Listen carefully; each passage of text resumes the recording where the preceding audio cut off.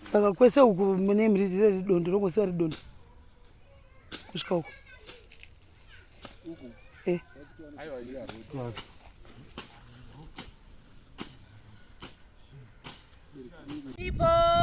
iwe saka guys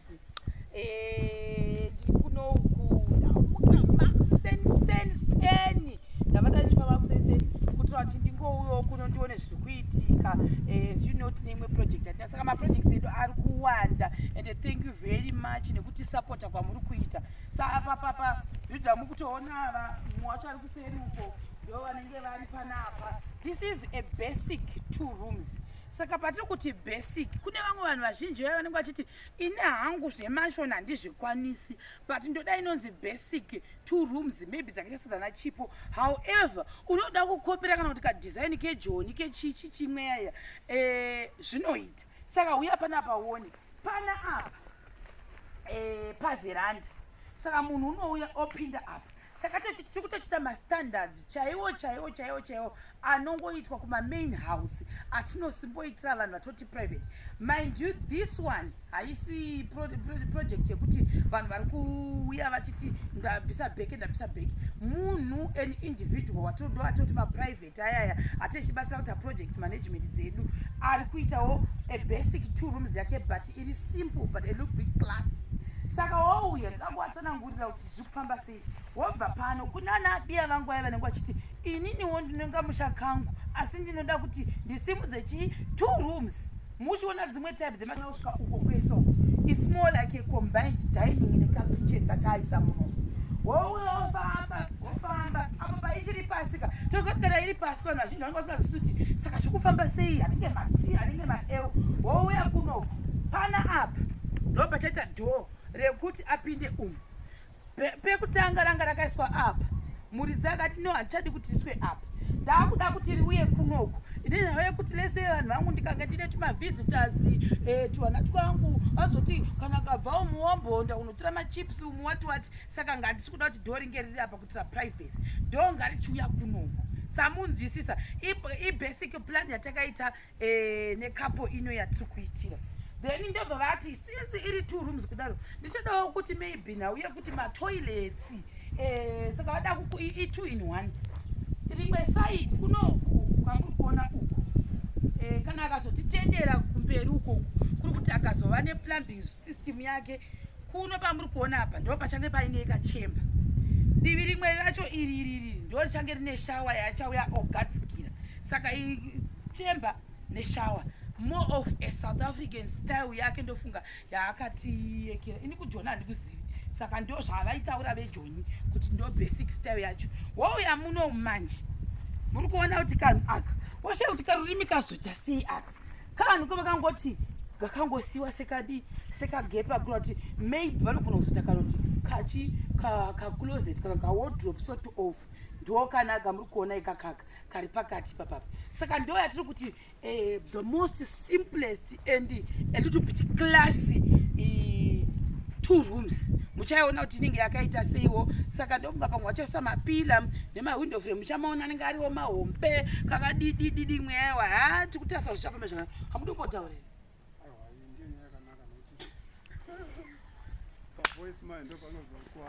womukwara karova zvakanaka kakamba kaima zviri smart chero anoonawo chero achionawo so anongoyemurawo kuti izvi zvakanaka.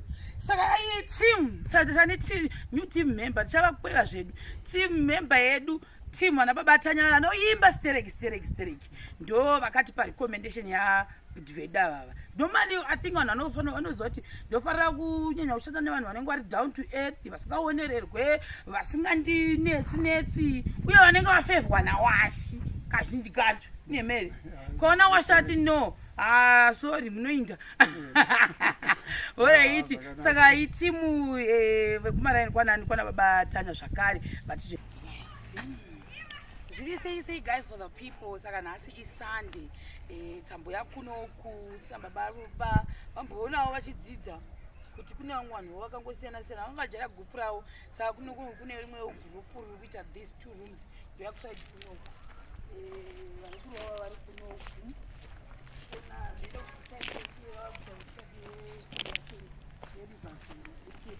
then iyi ndoimba yedu iyi tinayo miri ndonenge ndiziranda like 4 saka ndo plastic rinobamiswa chii yakujusa pakuitwa slabhing yedu apa so that vambotanga kusimudza bhilding yedu saka kaspeciality kacho kaipa kuti bedroom iri ramuri kuona iri rakuda kutanga kuti buda kafomula apa nepamebva chasaka wardrobe pasaidi apa nesiviwo then woyafunoku rese iri rozi dining ravo rese rakakura kudaio so pamwe watesa mafitted kusaidi uko then ine toilet kusaidi kwairi uko yakakura toilet uyona babari vataura tisikatiri kuno toonzwa nekuti across country tiri kuno Domboshava vari kushandiwa vari kushanda vari kuno zviri kufamba chaizvo aisi isusu tikugara kususwe sachigara kususwe tamboti chimboya timboona kuti kuno kudomboshava zviri kufamba sei nhasi isunday inenge iri off day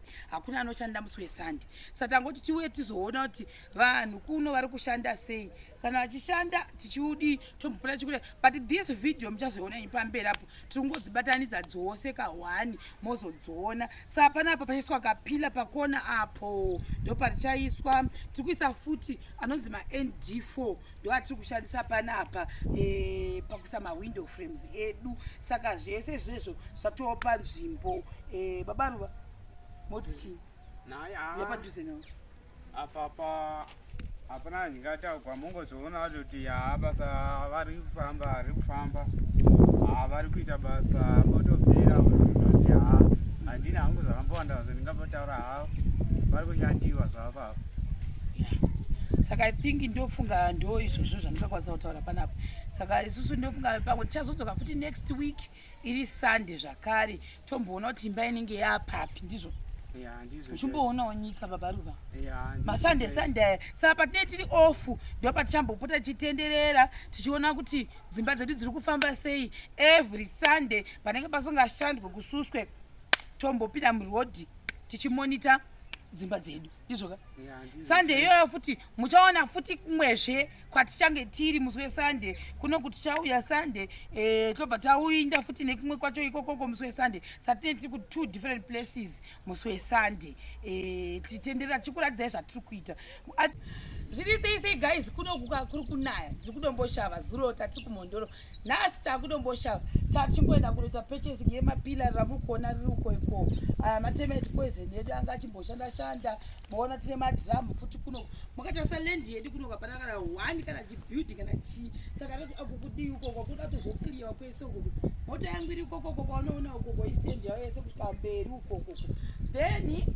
yetimboona apapa saka pamukuona vakuisa chii mawindow frame imba yedu yafamba ndozodzoka kwamuri sekuru toya kunoko toya muno mutira kuti chipinde mumba muchiona wanditya then topinda mudining muya uya handitya yataita kuti special 2 rooms vamwe kutadza zuva tichi kufamba sei saka paunongokaisa masofa ako panapa kwetete uchiona TV inenge iri kumadziro ozvionawo yakaiswa madziro so I'm sure kunoku ndokuchauya kuiswa chi like a kitchen zvinenge zvakaita kunge kuSouth Africa chiti naiwe Dorcas kana tichaiswa kuside group ameno zvichafamba sei papapa I also want to see finishing yavo kana vaisa mafitted kuti inenge yakamira sei so these are the 2 rooms that I could say they are very unique and you know we've never done this oya kuno open space aka then iri idoor rinopinda mukati mebedroom oya muno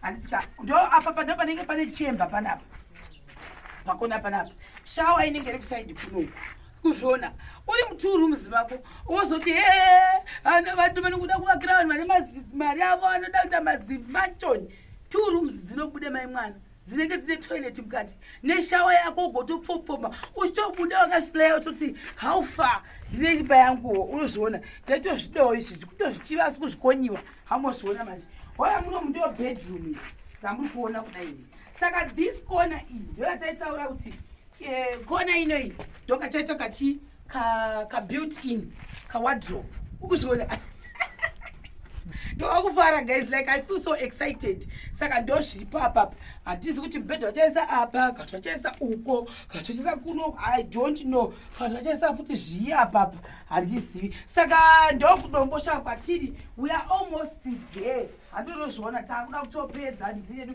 tobva taitenderera kunoku. This is our veranda. Ramukona. No veranda redu ramne riripo iriri. Kana vachaita skating, we don't know.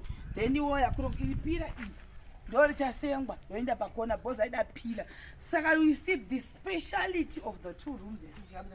Ona kuside kunoku handi kuside kunoku chitendera one zvakaita two rooms yedu. Baba ida kuside kunoku. Kusvika kwese ukoko ndokwayava imba yedu. Kwakuda kutonaya kunoku. Toinda zvitira zvedu zvapera. Saka by the way, two rooms is special. Kunyangwa kuti zvakapinda zvitira zvingani what. Saka but we are looking into like almost 6,000 bricks. And was a partition of 4,000 bricks to that. Apa ndo bashaka window game training. Saka kunoku ndoko kona kubeki kwechi question kunoku. Imbo yakuside kunoku imbo aradza suko futi. Hofwa tikunyeba pakutsira imba yevanhu. Dogside uko. Wotaridza uko futi uko. Saka kuinda kwese uko ndo building yedu ende apo uone kuti yakareba. Hambozviona. Manje I think pandodzoka futi next Sunday iyo tinenge tatopa roofing. Hambozviona manje. Takutodanzira ta roofing takutoprepare kuti kuplaster uya futi kufront kunoku. Saka apa vakuda kutopa vharisa zvamwana ndizvo here seguru. Ndizvo. Yafamba kaimba. Slow but sure. Nokuti apa matovha tsatitwa front mavharisa. Kusvika kumapena. Mausvika mapena. Yaane shape manje. Unoona kana imba uya kuside uko. Kana imba isati yato kusimuka kauzvioni. Muri kuzviona sei two rooms zedu. Two rooms zedzi. Manaki. Unotenga pakanda to kopero. Ndembosha mese makuda kutra two rooms zedu. Ndembosha mese uchato uchaona vanhu wana chakopera rooms zedu ndozvibata. Ndisatombotikoperera. So I think guys ndizvo zvisvi ndo two rooms zedu. I also wish kuti dai ndaikwanisa kuita two rooms dzakaita sedzidzi. Zvakandinakira. Which is something chakadesignwa nemurume nemukadzi wepanapa. Ikapo yakadesigna two rooms idzi. Vakatodzedzo zviri zvinhu zvekudenga fast. I was like tokutanga tokwanisa kuzviita yakatokwanisa kuzvitadza, but you know nothing is impossible. We deliver. That was what Tibatei called me. Muona tati uye tikukupai stondido. Saka ndozvira papa. Next week muchaona a new difference chatika takusasa malindos edu wati zvose zvinhu zvedu zviripo zvinofamba zvakanaka. Saka sekuru mune zvamunoda kutaura? Kungotaura kuti ndakuda kupedza. Oda kupedza. Iripo. Saka guys, bye bye.